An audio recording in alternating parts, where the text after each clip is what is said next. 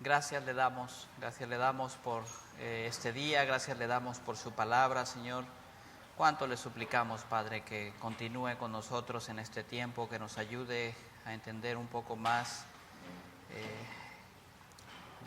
de la estructura, de los temas del libro de Apocalipsis, y que esto no sea solamente conocimiento, Padre, sino que esto nos ayude a reflexionar en este libro que usted nos ha dado, en esa palabra, en esas promesas que usted nos ha entregado, y que eso nos lleve a vivir vidas para su gloria de este lado de la eternidad, Padre, mientras usted regresa y consuma ese reino, Padre. Cuánto le suplicamos por esto, le pedimos que continúe con nosotros. Se lo suplicamos, Padre, en el nombre de nuestro único y suficiente Salvador, su Hijo amado, nuestro Señor Jesucristo. Amén. Bien, pues continuamos entonces con nuestro estudio en el libro de Apocalipsis, y recordamos, a manera de recapitulación, que hemos hablado ya de los 3 puntos clave para entender correctamente el libro de Apocalipsis, que son el género literario, el enfoque general y la estructura del libro. Hablamos de la recapitulación progresiva, y es cómo es que el libro de Apocalipsis es un libro que realmente tiene una estructura en la cual las secciones, o las distintas secciones, las 7 secciones, son 7 secciones distintas que hablan del mismo periodo de tiempo, el periodo entre la primera y la segunda venida del Señor Jesucristo, por lo cual son secciones paralelas, pero esto solamente es el punto de partida para comprender correctamente este libro. Y habiendo hablado de estos puntos que son básicos, el género del libro, el enfoque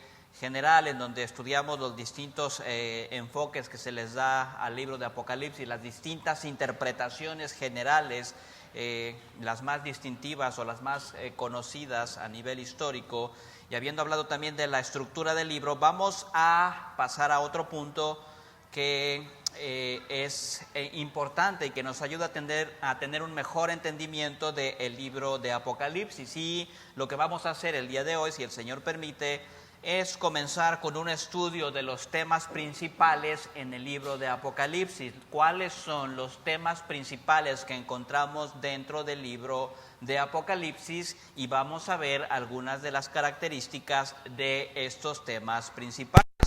Así que vamos, por decirlo de alguna manera, a dar un paseo por los temas por los cuales es conocido el libro de Apocalipsis. Y vamos a hablar de estos temas distintivos y cómo a través de ellos, cuando los vemos unidos, encontramos un mensaje amplio para el libro. Y vamos a comenzar con el primero de estos temas que se encuentran en el libro de Apocalipsis, los temas más sobresalientes, los temas principales en el libro de Apocalipsis. Y el primero de esos temas que vamos a encontrar desarrollados en todo el libro de Apocalipsis es el contraste que existe entre el mundo escatológico y este mundo. Cuando hablamos de mundo escatológico nos referimos al mundo que está por venir. En el libro de Apocalipsis encontramos una tensión constante entre un mundo que viene, un mundo nuevo, y el mundo en el cual nosotros vivimos de este lado de la eternidad antes de la llegada del Señor Jesucristo. Cuando nosotros vemos esto, nos damos cuenta de que todo el libro de Apocalipsis realmente funciona a través de un megacontraste entre estos dos mundos, el mundo que debemos anhelar y el mundo en el cual nosotros nos encontramos y en el que viviremos hasta que el día de la consumación del glorioso regreso del Señor Jesucristo llegue. Esto es algo que se repite una y otra vez a lo largo de todo el libro, esta visión del nuevo mundo que al mismo tiempo tiene implicaciones sobre cómo vivir o cómo debemos vivir en el presente, cómo debemos vivir en este mundo mientras anhelamos el mundo que está por venir. Estos son 2 temas entonces que van juntos en el libro de Apocalipsis y que los encontramos por todas partes. Ahora, Si nos preguntamos entonces, o habiendo dicho que lo que tenemos en Apocalipsis es la presentación o el contraste entre dos mundos, el mundo venidero, la realidad venidera y aquella en la que tenemos que vivir ahora en la actualidad, y pensamos, bueno, ¿cuál de estos dos temas tiene un mayor énfasis? Quizás a la mayoría de nosotros nos sorprendería encontrar el hecho de que, si bien es cierto, y como hemos mencionado, Apocalipsis habla mucho del mundo por venir al mismo tiempo, y sorprendentemente buena parte de la temática en relación con ese mundo por venir se centra en este mundo, en cómo debemos vivir anhelando ese nuevo mundo. Así que lo que vamos a hacer ahora a continuación es que vamos a hablar de este megatema, y vamos a comenzar hablando del mundo por venir y cómo son los detalles que encontramos sobre este mundo por venir, o como suele llamársele, el mundo escatológico. ¿Cuál es el mundo o el nuevo porvenir que se nos presenta en el libro de Apocalipsis en contraste con el mundo en el cual vivimos ahora? Así que el mundo por venir, amados hermanos, la teología cristiana, la palabra de Dios, normalmente sostiene el hecho, y digo normalmente porque puede haber quien se diga creyente, que se diga cristiano y niegue este hecho, pero normalmente sostiene el hecho de que el mundo en el que estamos viviendo, el mundo en el que nos encontramos hoy en día, es un mundo provisional, es un mundo que es temporal, es decir, este mundo es un mundo que no va a durar para siempre.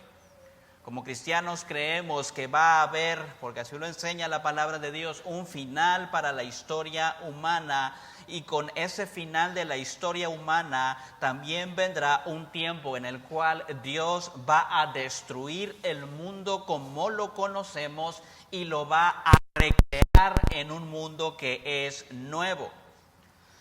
Y no hay un solo lugar, no hay un solo libro en toda la Escritura que hable tanto de este tema y que lo haga tan vigorosa y tan ricamente como lo hace el libro de Apocalipsis. Es el libro de Apocalipsis en donde encontramos más detalles sobre los cielos nuevos y la tierra nueva.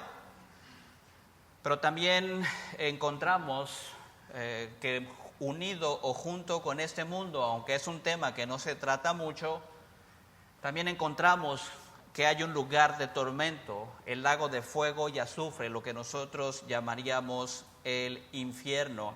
Así que esto nos recuerda que este mundo escatológico, que este mundo por venir, no trata de cosas buenas para todos, no es sobre cosas agradables únicamente, porque es cierto que lo que nosotros vemos a lo largo de la Escritura y particularmente en Apocalipsis es el hecho de que aquellos que han creído en Cristo como Señor y Salvador van delante de la presencia de Dios, o estarán existiendo delante de la presencia de Dios en los cielos nuevos y la tierra nueva. Pero en alguna parte de toda esa nueva existencia hay un lugar también para las personas que se negaron a arrepentirse, y ese es un lugar de juicio.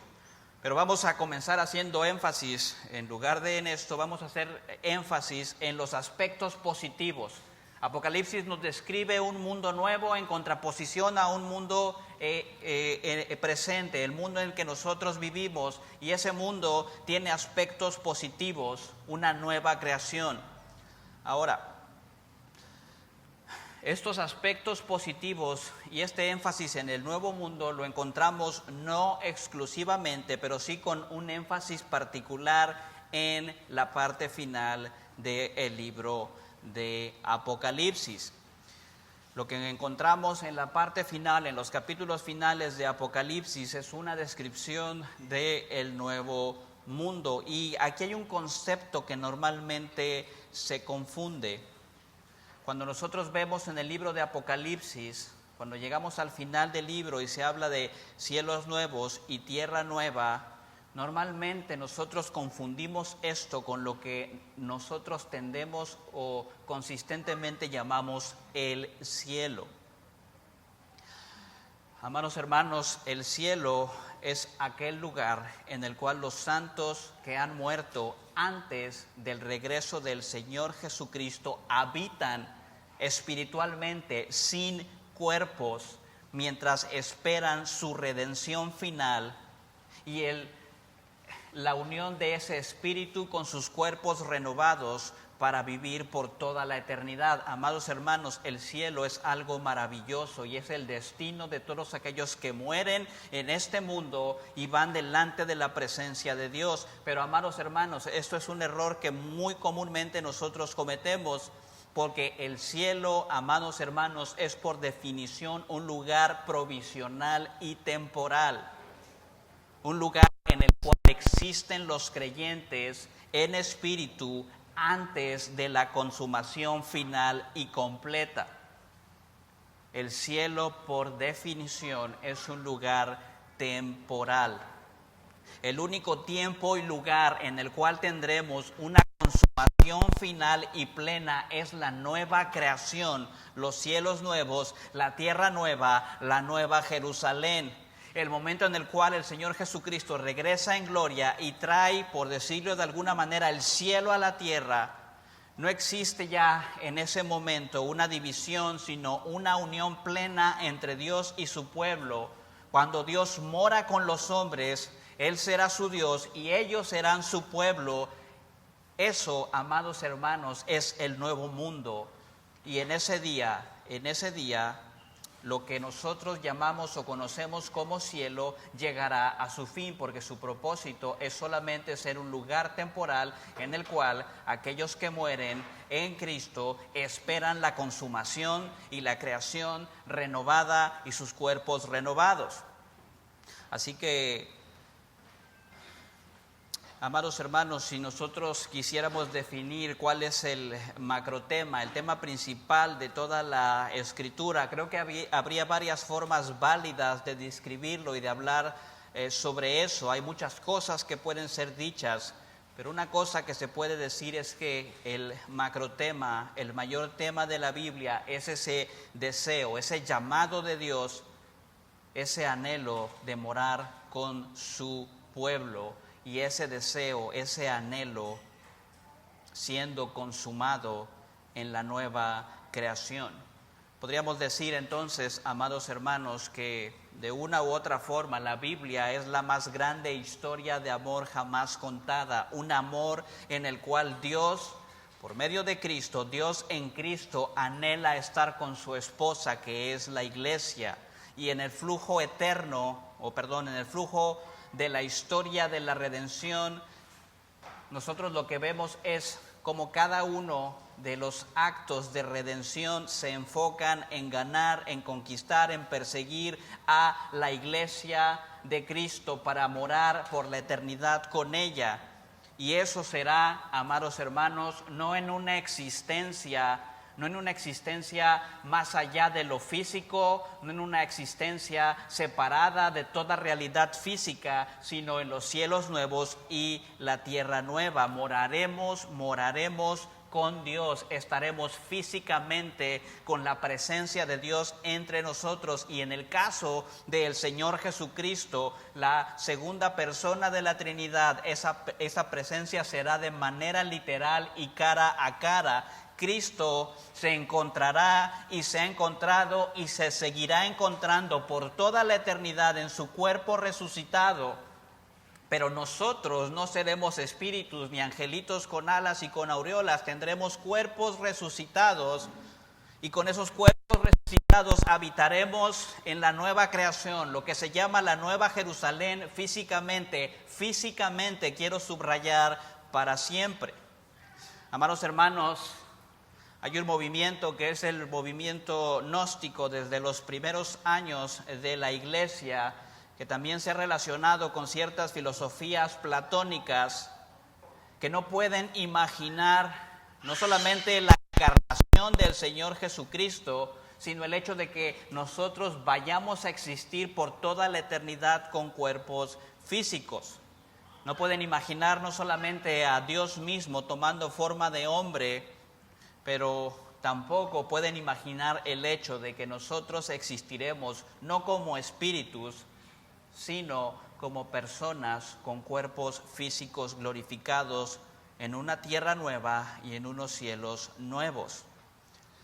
Ahora, debo aclarar, amados hermanos, es cierto y es una realidad que las particularidades respecto a los detalles de ese nuevo mundo en la Escritura son vagas. No sabemos cómo se verá esa nueva creación en cada detalle, pero lo que sí sabemos, amados hermanos, es que todo será nuevo, una nueva Jerusalén, un nuevo templo, un nuevo árbol de vida, una nueva ciudad. Todo esto apunta a una creación completamente renovada. Todo esto se describe en lo que se llama nuevos cielos y tierra nueva.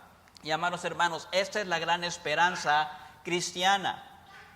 La gran esperanza cristiana es encontrarnos en esa tierra renovada y morar con Dios para siempre en un mundo real.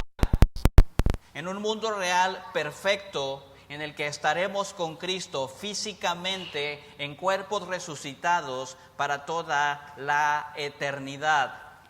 Ahora, como mencionamos, ese nuevo mundo, esa creación renovada, tiene también aspectos negativos.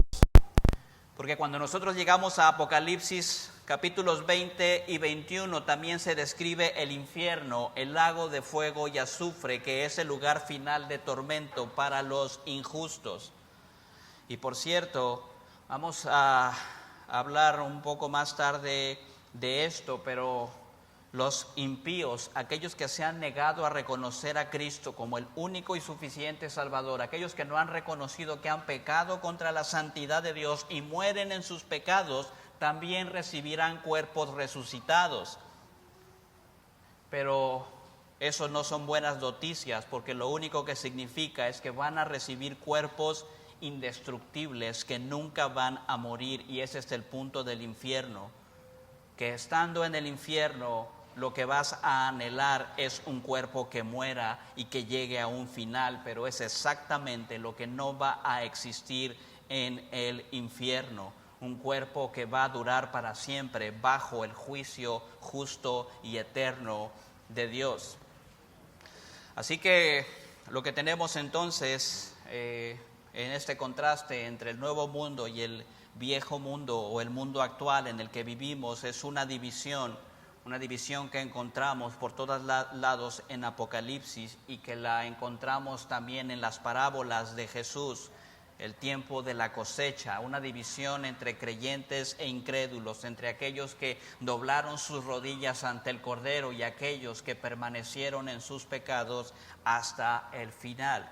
Ahora, amados hermanos, y esto es solamente como una nota al lado, entender esta realidad que en la nueva creación hay un lugar en el cual se encuentran también a aquellos que se han negado a arrepentirse, sufriendo la condenación eterna justa por sus pecados, es una de las formas en las cuales nosotros encontramos que en el cristianismo, por lo menos parte de lo que se conoce filosóficamente como el problema del mal, como algo resuelto. Amados hermanos, alguien que busca esperanza, alguien que busca descanso en el hecho de que Dios va a poner las cosas en su lugar, no puede encontrar una mejor esperanza que aquella que ofrece la escatología, es decir, la doctrina de las últimas cosas o de los últimos tiempos que encontramos en la Escritura. La doctrina de las últimas cosas o de los últimos tiempos, como nosotros encontramos en Apocalipsis y como es evidente en otras partes de la Escritura, es realmente una de las formas en las cuales nosotros podemos encontrar que en el pensamiento cristiano se trata con el problema del mal. Amados hermanos, todos tienen alguna idea de cómo se debe dar cuenta, de cómo se debe hacer justicia de toda la maldad que hay en el mundo. siempre que alguien habla de hacer justicia de una manera definitiva, no de formas provisionales, sino siempre que alguien piensa en el hecho de que toda la maldad del mundo tiene que ser castigada, está hablando de escatología, y solamente la escatología cristiana tiene la respuesta a el hecho de que Dios es el que va a hacer justicia al final de los tiempos. No solamente una solución temporal al problema del mal, sino una solución definitiva. Va a haber castigo para la maldad en este mundo. Y amados hermanos, el mundo está lleno de injusticias que nunca se resuelven, y hay muchas cosas que se dejan de hacer por alcanzar esa justicia, pero en muchas cosmovisiones el universo nunca es limpiado, nunca hay una purificación de la maldad, pero con Cristo, con lo que nos enseña la palabra de Dios, esto no es así, porque en la palabra de Dios sí encontramos una resolución a por lo menos esta parte del problema del mal, o lo que se conoce como el problema del mal. Por supuesto, hay muchos otros puntos cuando hablamos sobre esto, de dónde viene el mal y otras cuestiones, pero el punto en este momento, al hablar del contraste en Apocalipsis entre la tierra nueva y el mundo en el que nosotros vivimos, es el hecho de que por lo menos el punto de la maldad en el mundo siendo castigada de una manera definitiva lo encontramos en la escatología cristiana. Ahora, encontramos entonces que en la palabra de Dios se nos habla de un mundo por venir, pero también se nos habla de ¿qué? Del mundo presente, de este mundo, del mundo en el que vivimos, el mundo que existe ahora.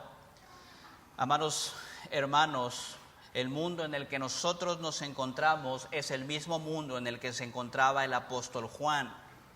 En el sentido final de las cosas, el mundo en el que nos encontramos ahora, en el siglo XXI, no importa cuánto tiempo haya pasado, no importa cuántos avances tecnológicos tengamos el día de hoy, la esencia de este mundo, del mundo actual, es exactamente la misma. Un mundo lleno de depravación, de oscuridad y de problemas.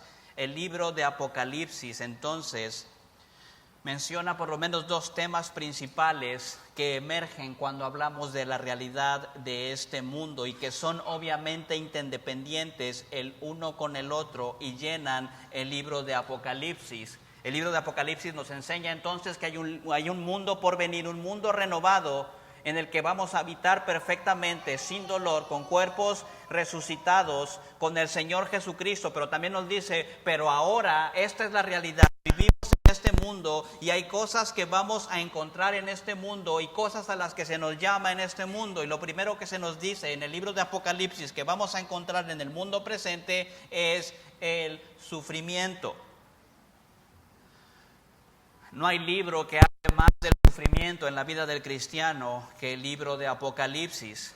Ahora, amados hermanos, no necesitamos ser grandes teólogos para entender que en este mundo hay sufrimiento, hay todo tipo de sufrimiento en este mundo. Y esto es lo que vemos a lo largo del libro de Apocalipsis. Pero en el libro de Apocalipsis, amados hermanos, se nos habla de un tipo específico de sufrimiento, el sufrimiento que nosotros llamaríamos persecución.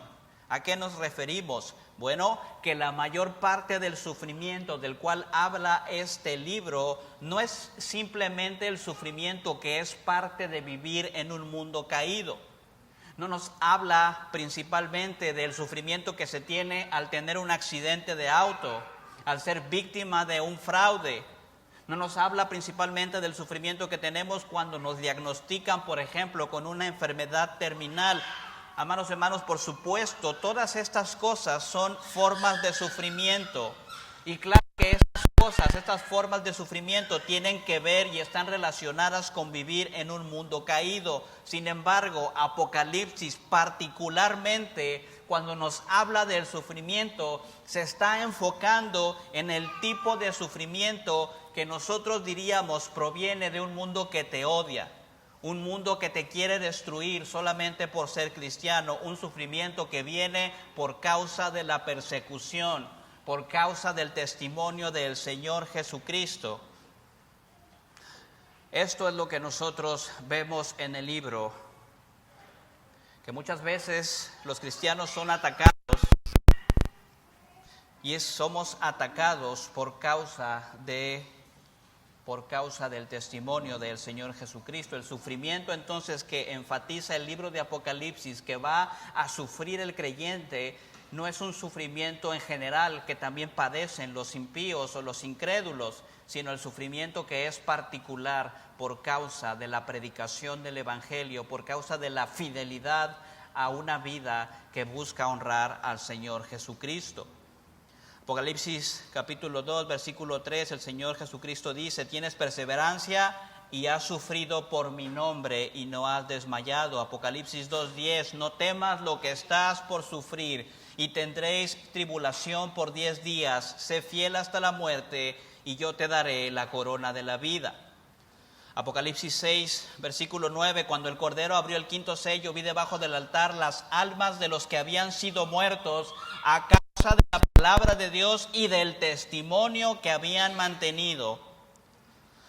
En Apocalipsis capítulo 12, en el versículo 3, del versículo 6, vemos al dragón rojo persiguiendo a la mujer, y esta mujer no representa a María, sino a la iglesia en el contexto de Apocalipsis 12.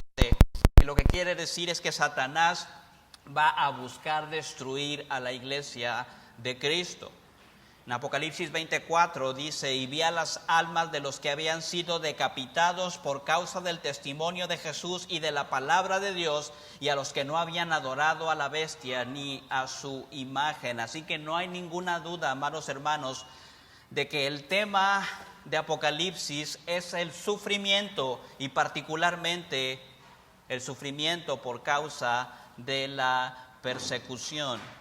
Así que si tú lees el libro de Apocalipsis, te darás cuenta de que uno de los asuntos sobresalientes de este periodo antes de que regrese el Señor Jesucristo es la intensa persecución sufrida por los cristianos. Ahora, amados hermanos, que el libro de Apocalipsis hable de sufrimiento por causa de Cristo no significa que cada cristiano de manera individual sufre de la misma manera o con la misma intensidad. Tampoco significa que cada cristiano en cada ubicación geográfica sufre de la misma manera o con la misma intensidad. Pero hablando en un sentido general, el sufrimiento es aquello que va a marcar al pueblo de Dios hasta que vuelva nuestro Señor Jesucristo. Pero, amados hermanos, no todos son malas noticias, porque hay otro tema en Apocalipsis que está completamente relacionado con el tema del sufrimiento. Es un tema que va de la mano y es el tema de la perseverancia. Así que aún bajo el tema o el macrotema de la realidad de este mundo, y que entendemos que está marcado por el sufrimiento, en el mundo presente también se habla del llamado y de la certeza de la perseverancia del creyente en medio de estas circunstancias. Amados hermanos, la más grande aplicación del libro de Apocalipsis para los creyentes viviendo en el mundo presente es el llamado y la certeza que puede tener cada hijo de Dios de que vencerán juntamente por Cristo mientras atienden el llamado de su Señor. Más que vencedores es lo que nosotros somos en Cristo.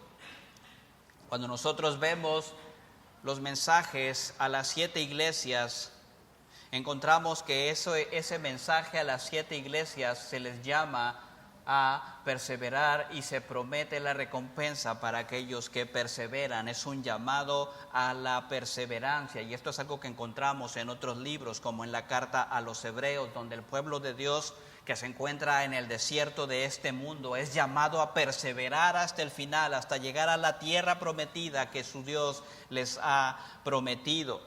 ¿Y cuál es la marca del verdadero creyente? ¿Cuál es la marca del verdadero creyente que vive en el desierto de este mundo? La marca del verdadero creyente es que el verdadero creyente no se va a apartar.